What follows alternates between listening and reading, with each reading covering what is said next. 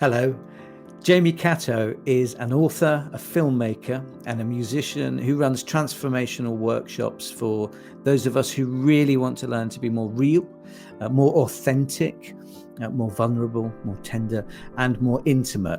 And that's really why I wanted to talk to him about connection.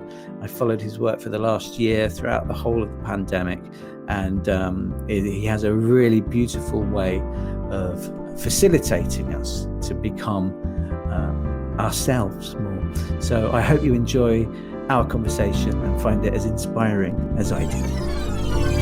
The feelings coming through your fingertips. Don't slide for more.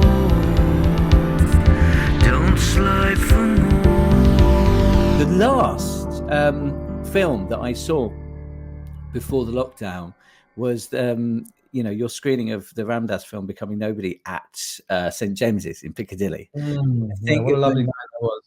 Oh my God, what an amazing evening. My girlfriend and I came down, and it was, I think, mid-February. Was it mid or late February? Literally a few weeks before the first lockdown. And I'd only just found out about Ram Dass, which I found, and only really just found out about you, which I found really strange because of the similarities with our musical background and traveling far and wide on sort of missions to do with fathers and all this sort of stuff that I really related to when I watched it. And there was one thing in it, as you know, I'm sort of working on a project, have been for quite some time, about connection and technology and whether or not it's good, bad, or and everything in between. And there's a bit in the film where Ram Dass said like the spiritual trip isn't in some cave in the Himalayas or something. It's actually, it's in relation to the technology. It's literally, he said that, and when he said it, I kind of went, oh, right, that's a good thing. I should definitely try to talk to Jamie about that one day. And it's funny, it's taken just over a year for me to get through my version of things. And so just as a kickoff, do you fancy talking about that? And I mean, you've done so much in-depth study into Ram Dass and now connection. Every time I see your Facebook page, it's, connection and intimacy. And that's exactly what I'm here to explore. Yeah, I guess there's like two prongs to the activism path the inner journey, the twin trail we call it. That everything I'm trying to fight or serve out in the world mirrors something in my own heart and something in my own individual path that needs looking at. There's no what's the word I'm looking for? It's like synchronicity. Coincidence. Fuck, I'm so scared. My brain. Is that the one? Is that the one you were looking for? Yes. I thought so. Yes, go on. Jesus help me. Thank God you did that. That would have fucked me up all day. Okay, I was thinking, I know, I may seem silent. Anyway, I was thinking. Oh yeah, the relationship to the technology, the relationship is like when you're being, if your notion or your criteria of spirituality is to be in service to the planet and to be in service of easing the suffering of those around you, your fellow humans and yourself, then of course it's not about sitting in a cave for 25 years in the Himalayas and removing yourself from the game. It's about, or maybe it's about immersing yourself deeper in and feeling the agony and feeling the suffering and feeling, so much of people's spiritual path for them is about trying to just remove their discomfort, trying to sort of get better at feeling chaos, get better at the chaos of the mind, get better at all the wounding and heal all the trauma. And it's just really, I'll get spiritual so that I can feel more comfy. And the next level of that is actually you realize the only way out is deeper in. And if you want to serve yourself and you want to serve culture, that you can't remove yourself from it and say, well, I go to a yoga class and I do meditation and I don't deal with any darkness or any shadow. I'm a light warrior. You can't amputate the full spectrum of humanity, which includes we all have greed, we all have neediness, we all have anger, we all have all these things. And so immersion and turning towards is what I feel passionate about. Like whether we do Yes. the workshops like Transforming Shadows, it's not trying to Mm. get away from all these parts of ourselves and other people that are troublesome. It's about how can we turn towards them and be inclusive about Yeah. them. And the And way you're to be inclusive in our culture isn't about going off to the Himalayas. It's about relating to Facebook and the problems of social media and the problems of bullying and the problems of isolation and mm, disconnection and addiction and trauma that are running rife and totalitarianism. It's about like meeting that stuff, hopefully in connection with other like-minded people, if you want to try and affect change. But then there's another level to it if you want to go sort of deeper, or maybe not deeper, maybe to the side, which is there any point in doing that at all? Is it just pissing in the wind, in the sense that maybe we're busy colonializing suffering or the ease of suffering as white privileged men that just want to do something, when really the truth is that it's meant to be difficult here, it's yeah. meant to be challenging, and us trying to solve it is missing the point, and that we're trying to remove the shark from the Universal Studios Jaws exhibit, when really they're just going to mend it with another Jaws, because people are supposed to go on this ride and be shit scared. Mm. So who says it's right? So much of your work is about embracing that shadow side of ourselves, and I'm assuming, I haven't read so much about that part of your work, but it's got a Jungian side to it.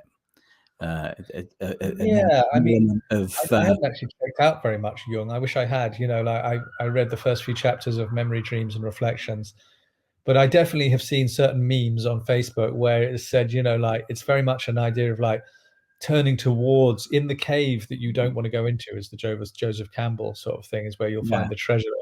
It's turning towards all the things you want to avoid that is where the healing is.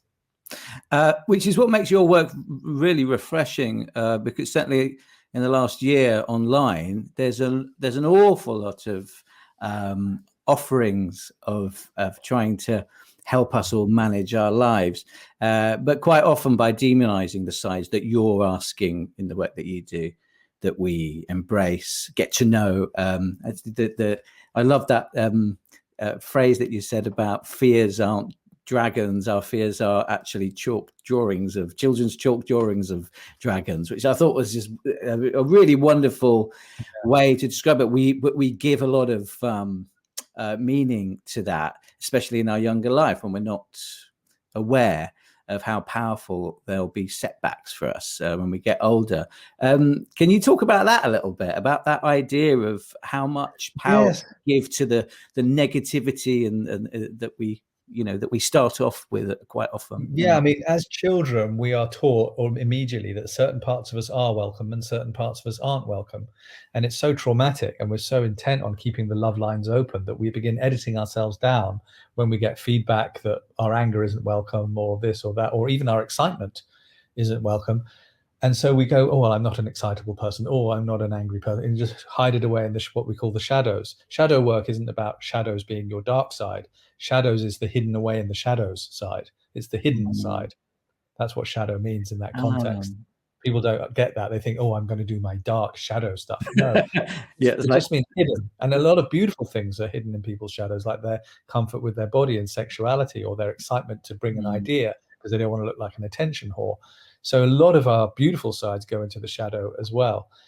But whatever these parts of ourselves we've edited away, we did that choice when we were 4, 5, 6, 7, 8 years old, and live religiously by those choices ever since. And that's why I do what I do, because they were often mostly immature conclusions we made. Oh, I can't be seen like this, I can't be seen like that. And because we never look at it again, because it was so painful and so traumatic at the time, those parts of ourselves grow in our imagination into phantoms. So when anyone actually drags us to a place like that in our lives, or something comes up in our lives where that part of ourselves come up, we're like in total denial of it. No, I'm not. We're like terrified of those parts of ourselves. We've built them, like you just said, into dragons. Like these huge part that just are terrifying. That's why public speaking is rated above death in people's fears. It's like they've built this exposure idea and this vulnerability idea into this vastly disproportional thing. Actually standing up in front of people, even if you screw up, it's not going to fucking kill you. We treat it as if it's like 50 million times bigger than it really is. So that's the thing that excites me on doing these shadow workshops and other insanely gifted stuff, is that even though in our imagination, because we haven't dared look at it again since we were children, these are huge things that are absolutely mortifying and I couldn't possibly, it's total bullshit. That actually, when you get together with a group of people who feel safe with each other, aren't triggered, and are willing to have a bit of a laugh about how crazy we all are and be real, be a bit Mm. lightened up, when you turn towards these huge phantoms, you one glance at them, as you say, they're like little chalk drawings of dragons, and they it's a total illusion that all this kind of self-work and all these parts of ourselves that are so traumatized, they're so much smaller when you turn towards them. It takes so little curiosity and so little effort Mm. to get back huge treasure. Have you come into contact with sort of codependency and coda and stuff like that? Massively, like certainly in my Massively. life, I Yeah. get, like, my disproportionate thing is that, like many people in relationship, the belief that when you're in a relationship, that if they ever left you, particularly for someone else, life would be unlivable. You Yeah. would die. You need them to feel okay. And Mm. the truth is, it would be awful for a couple of months, maybe even a couple months more, but we've all been through it and we all Yeah. got through it. Do you know what I mean? Like, so many dependencies again are blown out of proportion, beliefs from the traumas of our childhood, when we really Mm. couldn't have survived on our own. And once we're in a love or relationship with someone, it starts awakening all our parental wounding, and we start treating them as the parent we're desperate for, rather than just Mm. another person. Yeah, I did in 2019, just before everything changed in the world. I attended 2 workshops by Ken and Mary, of the founders of Coda, and that was I'm really pleased I did it just before everything changed, because it's been a lot harder for many people dealing with issues. I mean, you're a great resource for anybody who's feeling that they can do a better job of managing themselves and their lives. You mentioned 2 words in talking about your work, which is, it's really honest, looking at the self, and like you say, where we're beautiful and how we can unhide that beauty. But the 2 words that I picked up on were editing ourselves, and colonizing. And it's really interesting because they're 2 words that have come up in my studies of social media and a lot of the books I've been reading about how tech is affecting behavior. There's the idea of data colonialization and editing ourselves via very, very strange apps all the time. Not all of us, but I think fair to say, I think it's about 2 billion people, isn't it now, on Facebook and Instagram. What's your view really of when you've done such a lot of work in terms of how we behave to each other and ourselves? And I know there's a lot of self-love at the heart of your work.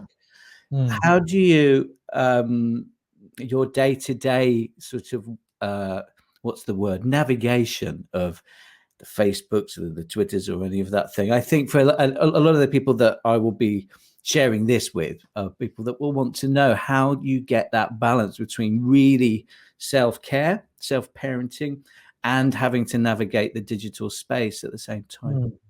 Well, one thing I find entertaining, because I don't feel so governed by what will people think, or maybe I do in an inverse way, but I don't know. But one thing I find fun is to keep popping the holiness bubble, to keep showing up in the mess and be an embodied permission slip, so that other people that see my stuff, they go, oh, he's messy, he's willing to share his vulnerabilities or his fallibility. So that makes other people feel a bit safer to share theirs. That's number one. As a teacher at the front and on social media, I don't groom it that much. There are certain areas which are a bit more groomed than others. Certainly, you can't show up when you're doing a workshop for L'Oreal or Google and look like a hobo. Like there is a certain, you can't do it just to be needlessly rebellious. Sure. So showing up in a lot of the mess and being a vanguard and a representative of fallibility and vulnerability and messiness is one thing I do that I feel really into. And I feel that my club or my cult of people are very much a bunch of walking permission slips for being messy as well as tidy, being in pain as well as in joy, you know, the full spectrum of the human experience, so that we can all feel safer, not so deviant, to expand into that. Yeah. The other thing I do is I'm very, very boundaried about how I'm willing to be communicated with. Mm. So just because I'm a sort of self-development teacher, it doesn't mean that I've got such thick skin that I'm going to tolerate people being shitty to me online. You know, Mm. so I'm quite self-protective because I'm actually very sensitive. So if somebody comes on and they, like they did recently, went, "You've really got the blinders on. You should call your thing shallow work, not shadow work," and was like quite nasty, I blocked that person. And then actually now this person is emailing me and harassing me saying, "I'm going to make it my life's mission for everybody to realize that you're a fake and that you're," you know, like there are nutters out there. So one of the things I'm actually quite self-protective and boundary, that I do require people to be respectful, not reverent, but to embody a bit of nonviolent communication and responsibility. You know, I'm quite kind of quick to block people if they're hardcore, you know, like cruel or mean or, you know, unkind. Would you say you're And setting your own terms for how you very exist? much, like I think boundaries are the most important thing. If you're going to put yourself out there vulnerably, as I do, it has to come with actually quite clear boundaries on what I will and won't tolerate, you know, what I will and won't expose myself to. And I feel okay about that, even though some other people have to feel a little rejected sometimes. It's not my job to have to police and educate everyone on how to speak responsibly. Do you know what I mean? So I'm I quite think strict about I think it's wonderful that you do that, and you've got a lot of you've done a lot of work, you know, yourself, and are very self-aware to be able to do that. What do you feel about you know, those the kind of people that haven't had the fortune to delve deep into that side of themselves yet, and are in a way kind of at the mercy of the way that the that. tech Yeah, companies and the algorithms want them to want all of us to behave, because we're just a product that keeps their advertisers happy, and yeah, that side of it, when I've listened to you talk about this stuff about boundaries, I thought, gosh, it would have been really good to learn that at school, you know. yeah. I know. It sounds like a really progressive bit of education which we could start at an early age.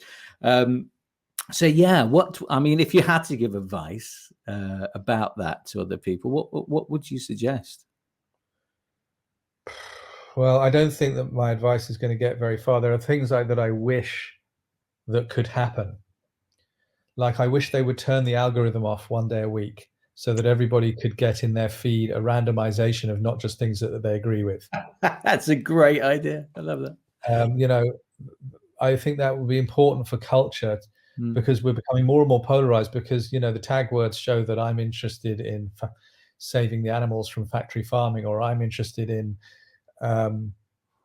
trauma relief and things like that. Or politically, I'm, you know, hoping that there's not too much control from Big Brother through the lockdowns and stuff. So I get lots of things which agree with me, and I read I'll that post of yours, both of them. I thought, and I did think mental illness. you were really brave and held your own in some difficult territory on your It's thread. amazing the extrapolations and interpretations people took from that post that just were so not intended. You know, people, they say when the pickpocket sees the Messiah walking down the street, all he sees is his pockets. You know, people will only see their own version, like as if I was saying don't wear masks. I didn't mention masks. I still, actually, I'm an advocate for everyone being very careful while we're not sure. We might suspect that it's Big Brother and Bill Gates and nano robots. We might suspect that the whole thing is a pandemic, and that we might have very strong suspicions. But while we're not sure, let's wear masks and wash our hands. You know what I mean? Let's not be so arrogant that we're sure.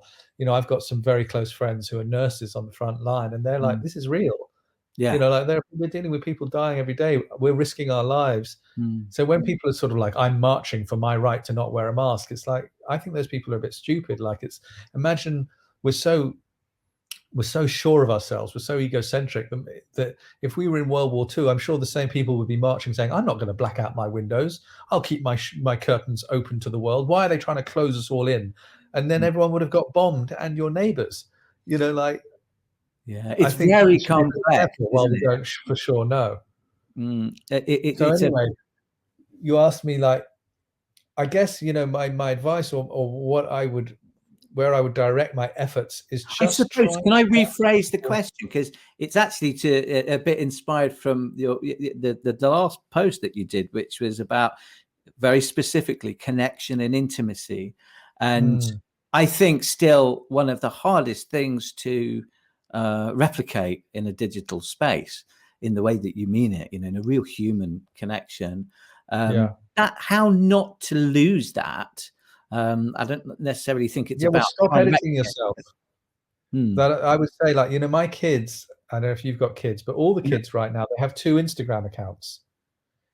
They E. have their normal one where they're very groomed and they only have pictures of themselves looking good, and a safe one. But they have a spam account, which is for their super close friends, where they can look ugly and who they really are, like fallible and messy and stuff. Wow. So they have two different, they're already developing themselves as a brand. There's the one for the public that is groomed, and for the one for their mates, which isn't. And I'm kind of, to them, I think, I understand the one for your mates, Mm. why you maintain that account. What's the other one for? And they don't really How have an old are answer. they? How old are they? Teenagers. But Okay. you'll find all teenagers do this now. They have two Instagram accounts, one for the general public that's groomed, one which is less groomed for their mates. And that's Wow. very worrying. So, my mission is to, as I said, to get people caring less about what people think, or caring less that they've got to be so groomed. Mm. I just really, my advice or my hope is that people use less apps that make themselves beautiful. Use, when you go through your photos, what we do is we delete all the ugly ones and keep all the ones where we look good. So we're constantly in this, like, even not for Instagram, even for our own photo collection, we're constantly editing life to be the rosy version and Mm. editing away the edgy, ugly, messy version, even in our own lives. We're Mm. constantly presenting the beautiful. And of course, it's primal, like, I'm sure that we all realized as cavemen that, this was a good thing to do, like, it was probably in some ways a survival thing to procreate the species. I'm not saying it's an easy thing to do, but in the longevity of having been doing that, Mm. we're losing the dimension of our humanity, and we're losing permission to be messy, and permission to be mentally ill, and permission to be traumatized, permission to be all the things which we actually are. Mm. And that permission lack creates suppression and hiding. And as we all know from Dr. Gabor Mate and all the other experts, Mm. suppression Get the and magic. hiding leads to addiction and more mental illness and suicide. So the probably sensible thing of presenting the beauty and presenting the rosiness, which has a good point to it, has gone so far that it's now created dislocation, disconnection, mental illness, and alienation. So we need to now bring back the messy, bring back the Mm. fallibility. And somehow, what I have dedicated my life's work to, from a workshop and an author sense and Facebook influencer sense, is to try and encourage just that, is to bring back the whole dimension of your humanity and get rid of perfectionism. That's wonderful, and I have the same hopes myself. Do you think that sometimes it's hard? You have to kind of time travel to look at what we might all be going through in terms of technology and tech communications in particular. Do you just think this is like a really bad bit of its infancy, or do you think that we're going to have to fight to get out of it? Because Well, there's a we're lot of definitely going to have to. Usually, things we're going to get out of it when it's so bad that we have no choice. That's Mm. usually, if it happens at all. I'm sure you've watched the movie The Social Dilemma, and it's and that it is all being run by algorithms and the worship of quick money, and people are happy for society to collapse Mm. as long as they can still keep worshiping quick money and groomed Facebook, making your skin look nice apps and twinkly things. I hope that we will realize in time and start putting in boundaries that mitigate the negative effects. Mm. Um, I'm surprised there isn't already a freely available app where we can limit our children's screen time. I mean, it does exist, but it Mm. doesn't seem to be mainstream enough. I think there is one out there somewhere where you should just be able to to have a link to your children's phone or I device think and they just have. say, if I you've think been on iPhones Snap have more them. than 2 hours, it switches itself off, you know. Yeah. And they can have 2 hours of it a day, or however much you decide is a reasonable amount, but Mm. they have to budget their time. I think we need time budgeting apps for the kids.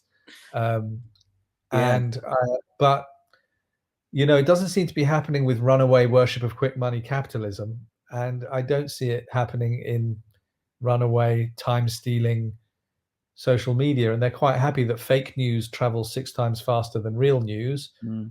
And so therefore people are actually losing track now with what's actually true. One of the fundamental cornerstones of us being able to feel any kind of stability as humans is to have a consensus of what is truth. Yeah. And when you take that away, fuck knows what's going to happen. And that is now dissolving through the Trump administration and alternative facts, and through the algorithms that are sending fake news. And no one knows, is it COVID? Is it Big Brother? Is it Bill Gates? Is it nano robots? Is it actually a disease? Now no one can feel secure in just like a base level of truth.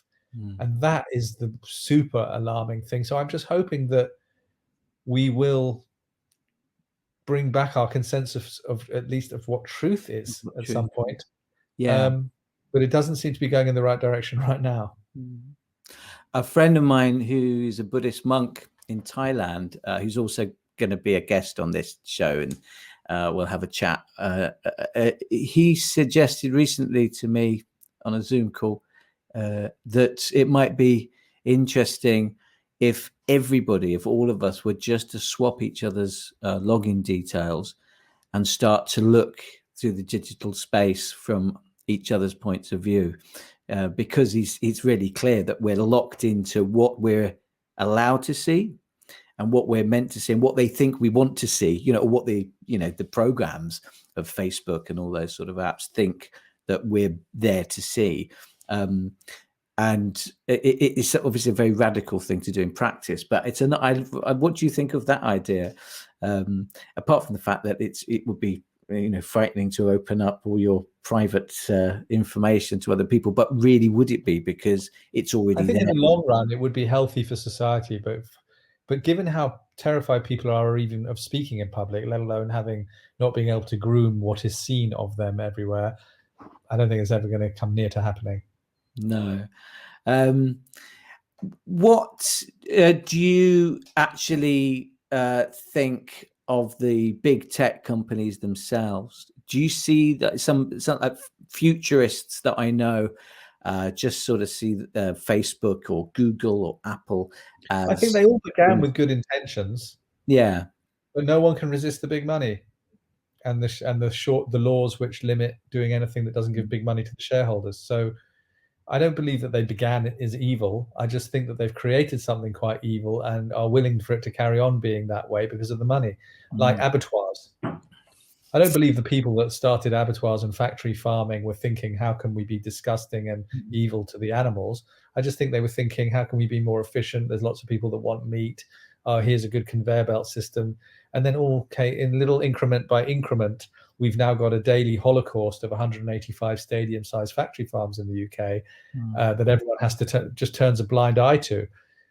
It's not because they're evil any more than the people that allowed the Nazis to carry on. It's just easier for them to look away and take the money and eat sliced turkey sandwiches. It's easier than to bother doing anything about it. Well, thank you for just sharing, your feelings about all these issues. Sorry if I wasn't very optimistic. I just came out of another meeting, which is an organization to ease suffering in the world. And right at the end of it, somebody said something a bit snarky to me. And it made me think, God, these are the 12 people that are trying to do an organization to ease suffering in the world. And even in this group of a think tank, someone's being passive aggressive in the first 15 minutes. It didn't make me feel very optimistic today, but I am actually much more optimistic. I hope, I do think. Oh, you are. Your work is optimistic. And I don't spend a lot of time on Facebook. I sort of put things on it, but I don't spend any because it's not good for me. because I'm also really sensitive, and I can't, something will just, I'll go, why am I in this mood? Oh, because of something on Facebook, But I love seeing your posts, apart from the fact that you speak really gently, and it's always very peaceful to bump into one of your posts. Well, thank you so much for having me and including me, and very happy to come back and not be so rushed. And let's please stay in touch. come to one of the course and come to one of the gatherings. I will. There gatherings a week. That's so beautiful. The Saturday 11 o'clock, heart-burstingly incredible, and they're free. 11 a.m. Saturday and 7 p.m. on Wednesday. Just come and just have shared beautiful connection and presence. They're not woo-woo people. They're everyday, unpretentious, lovely people. Just I like woo-woo people as well. Yeah, me too. But you don't need to be put off. It's very everyday. Yeah, no, I'd love to, and just keep posting them, because I just missed the one that was on last Saturday. I'd love to take part. And you're always welcome, Tim. Thanks for having me, and thanks for your work. Thank you for yours. Take care. God bless you. Bye.